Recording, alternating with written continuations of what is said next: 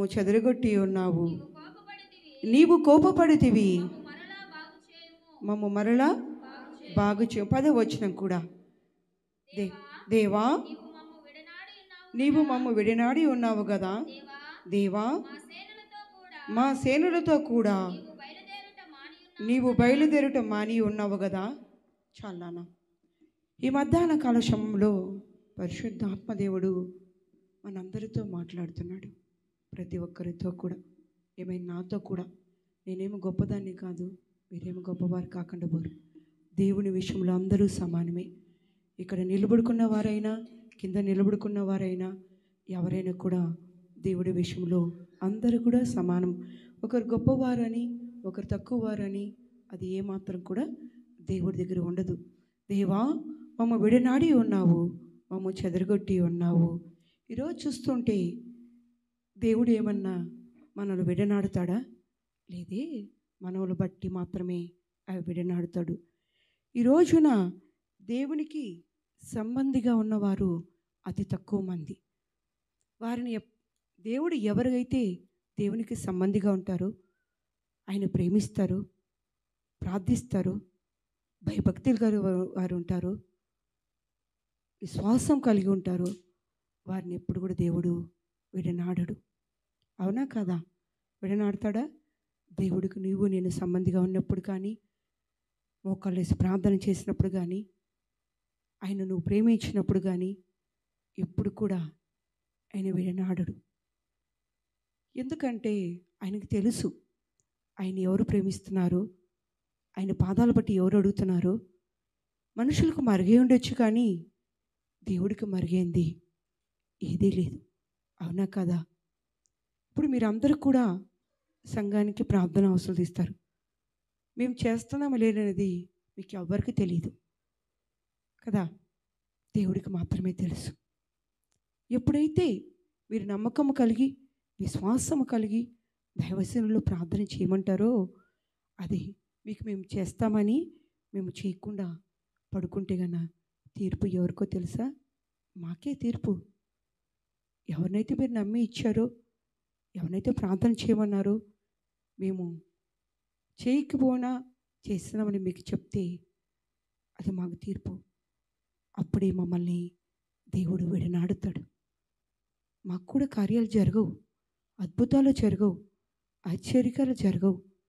ఇప్పుడు విడనాడంటే దేవునికి నువ్వు సంబంధిగా ఉన్నప్పుడు, భక్తి పరురాలుగా ఉన్నప్పుడు, పరిశుద్ధ ఆత్మతో నింపబడినప్పుడు, పరిశుద్ధమైన మార్గంలో నువ్వు నడిచినప్పుడు, ఆయన మోకాలు పట్టుకొని మనం ప్రార్థన చేసినప్పుడు ఎప్పుడు కూడా ఎన్ని సమస్యలు వచ్చినా, ఎన్ని ఇరుకులు వచ్చినా, ఎన్ని ఇబ్బందులు వచ్చినా దేవుడు విడనాడడు.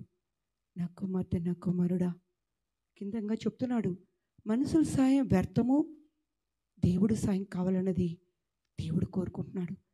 ఎప్పుడైతే నీవు దేవుడు సాయం కోరుతావో అప్పుడు ఎప్పుడు కూడా దేవుడు నిన్ను నన్ను విడనాడే దేవుడు కాదు. మనం అనుకుంటాం, చాలామంది భక్తి పరులుగా నటిస్తాం, భక్తిహీనతలో జీవిస్తాం. అది దేవునికి ఇష్టమైంది కాదు. అది ఎప్పుడు కూడా దేవునికి ఇష్టమైంది కాదు. నిన్ను ప్రేమించే వాళ్ళకి ఇష్టం ఉండొచ్చు, నీ సహోదరులకు ఇష్టం ఉండొచ్చు, నీ భర్తకి ఇష్టం ఉండొచ్చు, నీ భార్యకి ఇష్టం ఉండొచ్చు, కానీ దేవాది దేవునికి ఇష్టం ఉండదు. ఈ రోజున పరలోక రాజ్యం మనం వెళ్ళాలంటే పరిశుద్ధత లేనిది పరలోక రాజ్యం వెళ్ళలేం. అవునా కదా? ఇక్కడ మనం పాటలు పాడతాం, ప్రార్థన చేస్తాం, వాక్యం చెప్తాం, కానీ మన జీవితంలో పరిశుద్ధత ఉండదు. మనం అనుకుంటాం ఇవన్నీ చేస్తున్నాం కదా, ఎన్నో సభలు పెడతాం, దానికి ఖర్చు పెడతాం, అన్నీ చేస్తాం, కానీ అందరినీ కూడా దేవుడు పరలోక రాజ్యాన్ని తీసుకువెళ్ళాడు. కానీ ఎవరైతే దేవునికి సంబంధిగా ఉంటారో, ఎవరైతే పరిశుద్ధమైన మార్గంలో నడుస్తారో వారే పరలోక రాజ్యంలో వెళ్తారు. హల్లెలూయా. మనం ఒక దైవసేనుడు చెప్తున్నాడు, నేను వెళ్ళినప్పుడు నాకు చాలా సంతోషం అయిపోయింది. ఎందుకంటే చాలామంది దేవుడి సన్నిధానంలో వాగ్దానాలు చేస్తారు, ఎన్నో చేస్తామని వాగ్దానాలు చేసేవారు అనేక మంది ఉంటారు, దాన్ని తీర్చేవారు కొంతమందే ఉంటారు. అప్పుడంట ఒక పేపర్ తీసుకొని ఒకవైపు నీ పనులు ఏం చేస్తున్నావో ఒకవైపు రాయాలంట. రెండో పక్కన దేవుడు పనులు రోజుకి ఏం చేస్తున్నావని ఒకవైపు రాయాలంట. మనం ఏ వైపు రాస్తామంటే ఫస్ట్ వైపే రాస్తాం. మన పనులు చేసుకోవడానికి మనం రాస్తాం, అదే ఫుల్ అయిపోతుంది రోజుకు. కానీ దేవుడు పని చేసేవారు అతి తక్కువ మంది ఉంటారంట. హల్లెలూయా. ఈ రోజున దేవుడు పేరు చెప్పుకొని అనేక మంది బ్రతికే వాళ్ళు లేరు, ఉన్నారు కదా. ప్రతి ఒక్కరు కూడా రోజు చూస్తూ ఉంటే యూట్యూబ్లో చాలా బాధాకరం వేస్తున్నది. గతంలో మేము అన్యులుగా ఉన్నప్పుడు పూజారి వారి కుటుంబీకులను ఎన్నుకుంటారు. తరతరాలు ఉండాలి, మాకే దేవుడు, ఇంకొకరు లేదు, అది వంశ పరంపరంగా మాకే రావాలని అన్నాడు వాళ్ళు అనుకునేవారు పూజారులు, అవునా కదా. దేవస్థానాల్లో ఈ రోజున క్రైస్తవులు కూడా అలా మారిపోతున్నారు. హల్లెలూయా. చిన్న పిల్లలు తీసుకొని వచ్చి కూడా యూట్యూబ్ ముందు నిలబెడుతున్నారు. ఎంత దారుణమైన పరిస్థితులు జరుగుతున్నాయో. అంటే వాళ్ళు తప్ప ఇంకెవరు ముందుకు రాకూడదా? వాళ్ళు తప్ప ఇంకెవరు చేయకూడదా? సేవ చేయకూడదా? ఇంకా అన్నప్పుడు మనం ఎందుకు సేవ పరుగులు తీయాలి? అవునా కదా. అన్యులు ఎలా వస్తారు? అన్యులు ఎలా దేవుని తెలుసుకుంటారు? వాళ్ళ కోసం ప్రయాసపడు. నీ పిల్లల కోసం, నీ కుటుంబం కోసం, నీ కోసం స్టేజ్ మీద పొగడ్తలు పొగిడి సమయాన్ని వ్యర్థపరిచేవారు అనేక మంది ఉన్నారు. పేరుకు గొప్ప దైవ సేవకులే, కానీ రక్షించేవారు ఎవరు లేరు, అవునా కదా. ప్రార్థించేవారు లేరు. వాళ్ళ గొప్పలు చెప్పుకొని దిగిపోయి అనేక ధనం వ్యర్థం చేసుకొని ఎక్కడి నుంచో ఈరోజు సభలు జరుగుతున్నాయంటే నలుమూల ప్రాంతం నుంచి అనేక మంది బిడ్డలు వస్తున్నారు సభలకి. ప్రతి సభకు ఇండియా దేశంలో ఇప్పుడు భయంకరమైన సభలు జరుగుతున్నాయి, చూస్తూ ఉన్నారు కదా. ఎక్కడి నుంచో వేల మంది వస్తున్నారు, లక్షల మంది వస్తున్నారు. వాళ్ళు ఎంత ప్రయాసపడి వస్తున్నారో వారికి కొన్ని మాటలైనా చెప్పగలుగుతున్నారా? వాళ్ళు రక్షించమని చెప్తున్నారా? వాళ్ళు సువార్త చేయమని చెప్పేవాళ్ళు ఉన్నారా? ఎవరూ లేరే. ఎక్కడున్నవారు అక్కడే ఉంటున్నారు. ఎందుకో తెలుసా? వాళ్ళు ప్రోత్సహించే వాళ్ళు లేరు, వాళ్ళు రమ్మని చెప్పేవాళ్ళు లేరు, సువార్త చేసేవాళ్ళు లేరు. ఇదివరకే పాట పాడినాం, పల్లె పట్టణాలలో అని సువార్త చేద్దామని. అలా చేసేవాళ్ళు లేరు, అలా చెప్పేవారు లేరు.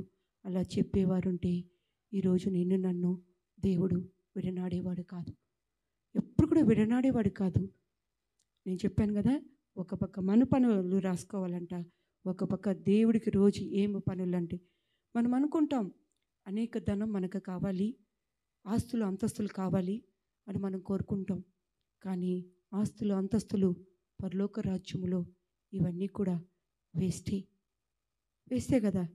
జయలలిత గారు కొన్ని కోట్లు ఆస్తులు సంపాదించింది. మీకెందుకు తెలుసు? ఆమె ఫిలిం ఇండస్ట్రీలో రాజకీయంగా కూడా ఎన్నో కోట్లు సంపాదించింది. చీరలే 10,000 చీరలు ఉన్నాయి. మొన్న 4 రోజుల క్రితము మద్రాసు మరి ప్రభుత్వం వారికి కోర్టు అప్పగించింది. కొన్ని వేల ధనము, బంగారము, భవనాలు అన్నీ సంపాదించింది. వివాహం లేదు, బిడ్డలు లేరు, ఎవ్వరూ లేరు. అదంతా కూడా ఎవరు తీసుకున్నారు? గవర్నమెంట్ తీసుకునింది. కానీ ఆ డబ్బు ఉన్నప్పుడు నువ్వు 10 మందికి పేదవాళ్ళకు పంచుంటే ఈరోజు నేను ఉన్నతమైన స్థానం నీ కోసం వాళ్ళు ప్రార్థించడానికి మరి ఉపయోగపడిండు. చెప్తున్నాను. నాకు ఒక దైవసేవకు నాకు వాక్యం చెప్పినప్పుడు నాకు అయ్యగారు జోసఫ్ రెడ్డి అయ్యగారు గుర్తుకొచ్చారు. నిజంగా చెప్తున్నాను, ఇది గొప్పతనం కోసం కాదు.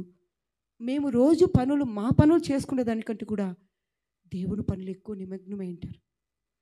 అందుకే ఈ పరలోక రాజ్యం, ఈ లోకంలో ధనం లేకపోయినా, ఆస్తులు లేకపోయినా కూడా పరలోక రాజ్యములో ఆ ధనమంతా ఉంటుందని ఆ దైవసేవకుడి ద్వారా నేను విని ఉన్నాను. నిజంగా దైవసేవకులు వస్తారు, మనకు మర్మాలు తెలియవు. మనం కూడా అన్నిలోంచి వచ్చిన వాళ్ళమే, అవునా కాదు. ప్రతి ఒక్కరు కూడా లోతైన మర్మాలు చెప్పేవాళ్ళు అతి తక్కువ మందే ఉంటారు. నిజంగానే అతి తక్కువ మంది ఉంటారు. మనం బైబిల్లో తెలుసుకోనేటివి ఎన్నో ఉన్నాయి. సమయాన్ని వ్యర్థపరుస్తున్నాం, వస్తున్నాం వెళ్తున్నాం, అవునా కదా. లోతైన మర్మాలు తెలుసుకోవడానికి అవకాశం లేకుండా పోతున్నది.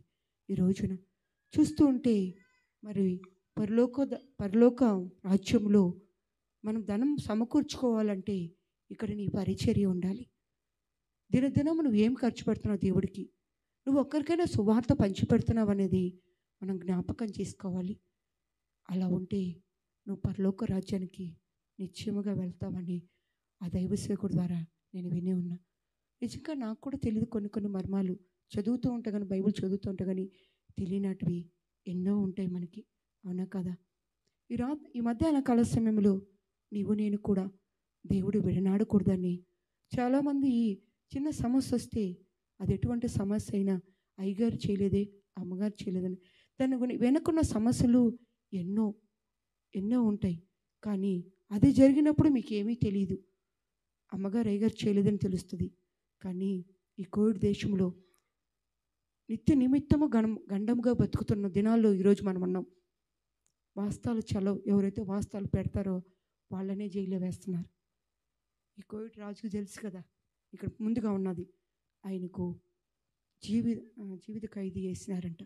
ముందుసారి వచ్చి కానూళ్ళు పెట్టి ఇవన్నీ చేశారు కదా. కోవిడ్ ఆయనకే మరి జైల్లోనే బ్రతికిన దినములు కూడా ఉండేట్టుగా వేసి ఉన్నారంట. అలాంటి వారినే వేసినప్పుడు నీవు నేను కూడా వాళ్ళకి ఏమన్నా అడ్డు తగులుతామా?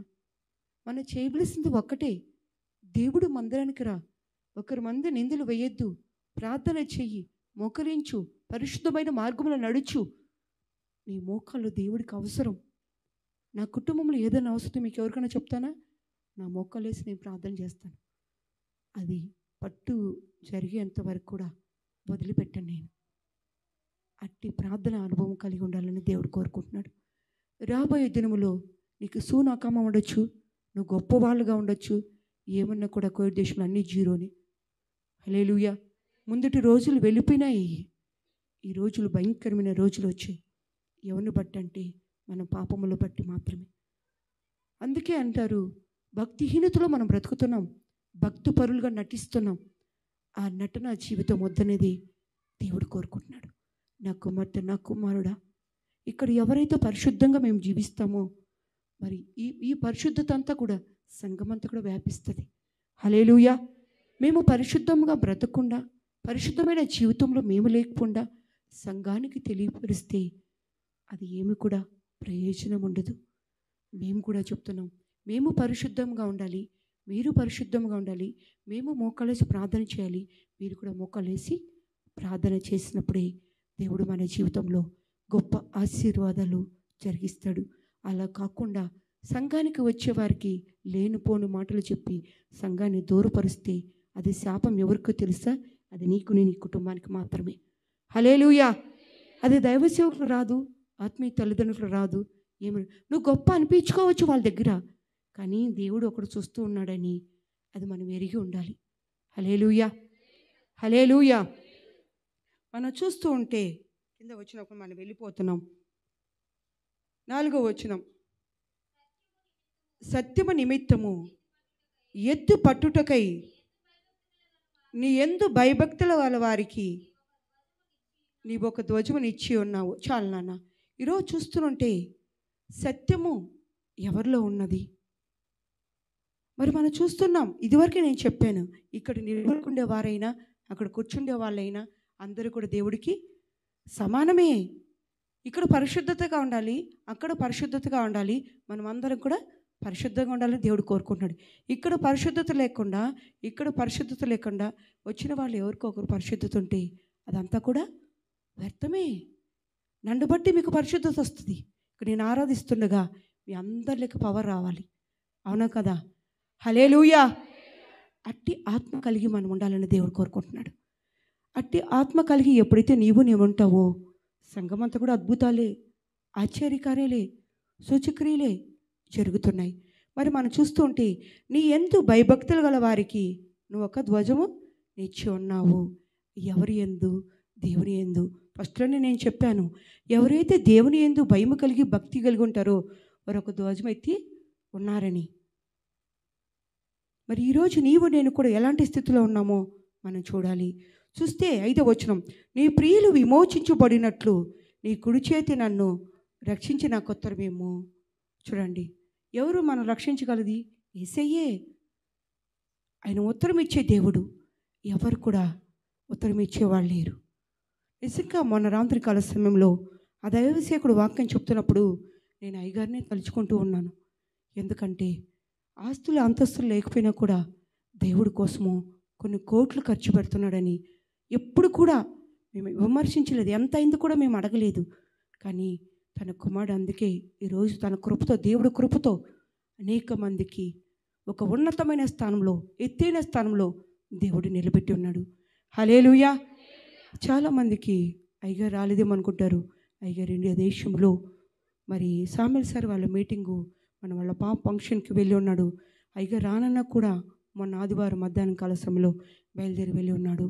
అక్కడ Anil sir meeting Anil sir వచ్చి వాక్య పరిచయం ఇంకా 2 గంటలు అయ్యగారిని వదిలిపెట్టలేదంట అనిల్ సారు. చూడండి వాళ్ళకున్న ప్రేమ, వాళ్ళు ఎంత గొప్పవారో, మనం ఎలాంటి వారమో. కానీ దేవుడు కృప, దేవుడిలో నిమగ్నమైనప్పుడు, దేవుడు పరిచర్లు మనం చేసినప్పుడు దేవుడు ఒక ఉన్నతమైన స్థానంలో దేవుడు ఎప్పుడు కూడా మనల్ని నిలబెడతాడు. అది ఎప్పుడు కూడా వ్యర్థం కాదు. ఈ రోజున చాలామంది ఒక తీర్మానం తీసుకుంటారు. ఇది ఎవరిని ఉద్దేశించింది కాదు, కానీ దేవుడిచ్చిన మాట చెప్తున్నాను. మళ్ళీ సులేబేకత ప్రాంతం వారు 3 సంవత్సరాలుగా వాళ్ళు ఇచ్చినా ఇవ్వకపోయినా కూడా ఒక తీర్మానం తీసుకొని మరి నెలంతా భోజనాలు పెడుతున్నారు. మరి శనివారం దినాన కొంతమంది మాట ఇచ్చి తప్పిపోయి ఉన్నారు. మీకు వచ్చే జీతంలో 5 దినాలు దేవుడికి ఇవ్వలేమా? 5 దినాలు ఇవ్వలేమా? మాకు జీతాలు రాలేదు, మాకు అది రాలేదు, ఇది రాలేదు. ముందు దేవుడికి నువ్వు ఇవ్వు, తర్వాత నువ్వు ఆశీర్వదించబడతావు. హల్లెలూయా. అలా కాదు, 5 దినాలకు నెలకు ఇచ్చేటప్పటికి ఎన్నో సాకులు, నువ్వెన్నో ఖర్చులు పెడతావు. అదే సమయానికి నీకు అనారోగ్యం వస్తే హాస్పిటల్కి వెళ్ళి 10-20 దినాలు ఖర్చు పెడతావు. అవునా కాదా? దేవుడి సన్నిధానంలో అమ్మగారికి కానీ అయ్యగారికి కానీ మీరు 5 దినాలు ఇవ్వలేదు, వచ్చే వాళ్లకు భోజనాలు పెడుతున్నామని. అవునా కదా? మీరు వచ్చినా రాకపోయినా కూడా భోజనం, నేను ఎందుకు మీరు ఇవ్వలేదని నేను చెప్పలేదు, కానీ ఒక తీర్మానం తీసుకున్నప్పుడు దేవుడి సన్నిధానంలో నువ్వు సచ్చేంత వరకు అది ఎప్పుడు కూడా విడనాడకూడదు. అదే నీకు ఆశీర్వాదం. దేవుడు మాటిచ్చి తప్పుపోయేదానిగా నువ్వు ఉండవద్దు. నీ 5 దినాలకు దేవుడికి ఎక్కువేమి కాదే, నీకు ఎక్కువేమో కాదే, కానీ మాట ఒకటే. మాటిస్తే దేవుడు ఏమైనా తప్పుతాడా? తప్పడు. కానీ మన మాట ఇచ్చి తప్పేవారుగా ఉన్నాం ఈ రోజుల్లో. నా కుమారుడా, దేవుడి సన్నిధానంలో నువ్వు ఇచ్చిన మాట ఎప్పుడు కూడా తప్పవద్దు. దేవుడు నిన్ను వదిలిపెడితే, విడనాడితే మిమ్మల్ని చెదరగొట్టి ఉన్నానని దేవుడు చెప్తున్నాడు. మరి అలాగా నేను చెదరగొట్టుకునే దానిగా ఉండకూడదని ఈ మధ్యాహ్న కలశంలో దేవుడు మాట్లాడుతున్నాడు. మనం చూస్తూ ఉంటే కింద మనం చూస్తున్నాం, తన పరిశుద్ధ ఆత్మతోడని దేవుడు మాట ఇచ్చి ఉన్నాడు. దేవుడు మాట ఇచ్చి ఉన్నాడంట. ఏమని? పరిశుద్ధాత్మతోడని. ఈరోజు నేను కూడా, నాతో కూడా పరిశుద్ధాత్మ దేవుడు తోడు లేకపోతే మనం బ్రతకలేము. అవునా? బ్రతుకుతాం ఎవరైనా? దేవుడు కృప లేకపోతే ఈరోజు ఎవరైనా బ్రతికే వాళ్ళు ఉన్నారా? లేరు. ఎవరు బ్రతకరు. దేవుడు కృప ఉండాలి. దేవుడు ఎప్పుడు నిన్ను విడనాడకుండా ఉండాలి. నీ జీవితంలో, నీ కుటుంబంలో దేవుడు కార్యాలు చేయాలంటే నువ్వు దేవుడికి ఏం చేస్తున్నావు? నీ సొంత పనులు చేసుకుంటున్నావు. ఈరోజు మందిరానికి చాలామంది ఖాళీ. ఎందుకో తెలుసా? పనులకు వెళ్ళి ఉన్నారు. ఈ సమయాన్ని వ్యర్థపరుచుకొని ఉన్నారు. హల్లెలూయా. ఇంటి దగ్గర ఉంటారు, ఎన్నో సాకులు చెప్తారు. మరి అది ఎవరికి తీర్పు? మనకు కాదే తీర్పు, వాళ్ళకే తీర్పు. అది చూస్తూ ఉంటే ఈ రోజున తన పరిశుద్ధాత్మతోడని దేవుడు మాట ఇచ్చున్నాడు. మరి 10వ వచనంకి మనం వెళ్తాం. దేవా, నీవు మమ్మ విడనాడి ఉన్నావు కదా. దేవా, నీ సేనలతో కూడా నీవు బయలుదేరి చూచి ఉన్నావు కదా. మనుషుల సహాయం వ్యర్థము, శత్రువులను జయించుటకు మాకు సహాయము దయచేయము. ఈ రోజున ఎవరి మీదో మనం సహాయపడుతూ ఉంటాం. అవునా కదా? మనం ప్రార్థన చేయము, వ్యర్థమైన సమయాన్ని వేస్ట్ చేస్తూ ఉంటాం. కానీ సహాయం మనుషులు కోరుతాం, కానీ దేవుని కోరేవారు అతి తక్కువ మంది ఉంటారు. అవునా కదా? అందుకే నేను కూడా శత్రువులు జయించాలంటే మనకి ఏమి కావాలంటే దేవుడు సహాయం కావాలి. దేవుడు తర్వాతనే ఎవరైనా కూడా చేయగలుగుతారు. మొదటిగా నీ ప్రాబ్లం, నా ప్రాబ్లం ఏమన్నా ఉంటే దేవుణ్ణి అడుగుతాం. మనుషులను అడగవద్దు. నువ్వు మొదటిగా దేవుణ్ణి అడుగు. దేవుడు నీ పట్ల, నా పట్ల కార్యాలు జరిగిస్తాడు. దేవుడే చెప్తున్నాడు ఇక్కడ, మనుషుల సహాయం వ్యర్థమని. చూస్తూ ఉంటే దేవుని వలన మేము సూర్యకార్యములు జరిగించదము, మా శత్రువులు అనదొక్కువాడు ఆయనే. దేవుని వలన ఈ రోజున జీవం గల సంఘంలో మహాసభలు జరుగుతున్నాయంటే ఎవరి వలన అంటే దేవుడు వలన. ఎవరు సహాయం కోరుతున్నామంటే దేవుడు సహాయం కోరుతున్నాం. మనుషుల సహాయం ఎప్పుడు కూడా వ్యర్థమే. మన 3 రోజులు కూడా మహాసభలో ఎవ్వరు సాయం కోరలేదు. ఒక్కరి దగ్గర చాలామంది అనుకునేది ఏంటంటే అనేక మంది దైవ సేవకులు కలిసి చేశారని, కానీ ఒక్క రూపాయి కూడా తీసుకోకుండా 10,000 దినార్లు ఖర్చు పెట్టి అయ్యే మీటింగ్లు జరిపించున్నాడు. దాని వెనక ఎంత దేవుడు కార్యాలు జరిగించున్నాడంటే అది దేవుడికి, తన కుమారుడికి మాత్రమే తెలుసు. నువ్వు పెట్టే ప్రతి పైసా కూడా దేవుడు వ్యర్థపరచుడు. నువ్వు ఒక తీర్మానం తీసుకున్నావు మందిరంలో కంటే, అది నీకు ఎవరు ఇచ్చినా ఇవ్వకపోయినా నువ్వు మాత్రం మాట తప్పవద్దు. దాని వెనుక ఎంతో పరిణామం ఉంటుంది. అది నేను చెప్పే మాట కాదు, దేవుడు ఈ మధ్యాహ్న కాల సమయంలో చెప్పే మాట. నాకు కూడా పెద్దగా తెలియదు, కానీ ఇలాగ జరిగితే, ఇలాగ చేస్తే పరలోక రాజ్యంలో మనకి ఇంత ఇదిగా ఉంటుందని ఒక దైవ సేవకుడి ద్వారా నేను విన్నా. ఈరోజు నువ్వు నీ పనులు పక్కన పెట్టి దేవుడికి నువ్వు ఏమి చేయాలో అది ఆలోచించినప్పుడే పరలోక రాజ్యంలో ఇదే నీ ధనం అంట. నువ్వు ఎంత పరిచర్య చేసినా అని అక్కడ అంతా కూడా మార్కు వేసి ఉంటుందంట. నా కుమారుడా, ఇది జరిగిపోయిన కాలం జరిగిపోయింది. జరగబోయే కాలం గురించి ప్రార్థన చేద్దాం. మన జీవితాల కొరకు ప్రార్థన చేద్దాం. మన కుటుంబాల కొరకు ప్రార్థన చేద్దాం. మన రాష్ట్రం కొరకు ప్రార్థన చేద్దాం. ఈరోజు చూస్తుంటే రాష్ట్రాలలో భయంకరంగా ఉన్నది. యవనస్తులు చనిపోతున్నారు, డాక్టర్లు చనిపోతున్నారు. కారణం ఏందో తెలుసా? ఆత్మహత్య. చిన్న విషయానికి కూడా ఆత్మహత్యలు చేసుకుంటున్నారు. ముసలి వాళ్ళంతా ఉన్నారు. ముసలి వాళ్ళంతా కూడా బిడ్డలు చూడలేక, తల్లిదండ్రులు చూడని వారు ఎంతోమంది వృద్ధాప్రాయంలో ఉన్నవారు ఆశ్రమంలో చేరుస్తున్నారు. గొప్ప గొప్ప వాళ్ళని వృద్ధాశ్రయంలో చేరుస్తున్నారు. కానీ నిన్ను నన్ను కూడా దేవుడు సజీవుగా ఉంచిన దేవుడు, ఆయన కృపతో ఉంచిన దేవుడు, పరిశుద్ధమైన మార్గంలో నడిపించే దేవుడు. మరి పల్లె పట్టణాలలో కూడా ఆయన సువార్త ప్రకటించమని మనం పాడి ఉన్నాం. మన హృదయాలు కలిసి వేస్తున్నాయి. ప్రతి ఒక్కరు కూడా నిన్ను బట్టి, నీ ప్రాంతం, నిన్ను బట్టి నీ కుటుంబం, నిన్ను బట్టి నీ బిడ్డలందరూ కూడా రక్షణ భాగంలోకి నడిపించి మనమే కాదు, మన కుటుంబమే కాదు, ఇతరులు కూడా చెప్పాలన్నదే దేవుడు కోరుకుంటున్నాడు. ఈ రాత్రి కాల సమయంలో దేవుడు నిన్ను నన్ను విడనాడకుండా ఉండాలంటే మనుషుల సహాయం వ్యర్థము. దేవుడు సాయం నీకు కావాలి. శత్రువులు జయించడానికి దేవుడు సాయం కావాలనేది దేవుడు కోరుకుంటున్నాడు. మరి ఈ మధ్యాహ్న కాల సమయంలో నీ హృదయం ఎటువైపు ఉంది? దేవుని వైపు ఉందా? లోకం వైపు ఉందా? మనుషుల సాయం కోరుతున్నావా? దేవుడు సాయం కోరుతున్నావా? అది మన హృదయాలు మనం పరిశీలించుకోవాలి. భయభక్తులు కలిగి ఉండాలని దేవుడు కోరుకుంటున్నాడు. భయంతో, భక్తితో మనము దేవుడి సన్నిధానంలో, దేవుడి పాదాలు బట్టి మనం అడుగుదాం. దేవుడు మన జీవితంలో కార్యాలు జరిగిస్తాడు. ఈ మాటలు దేవుడు దీవించును గాక. ఆమేన్.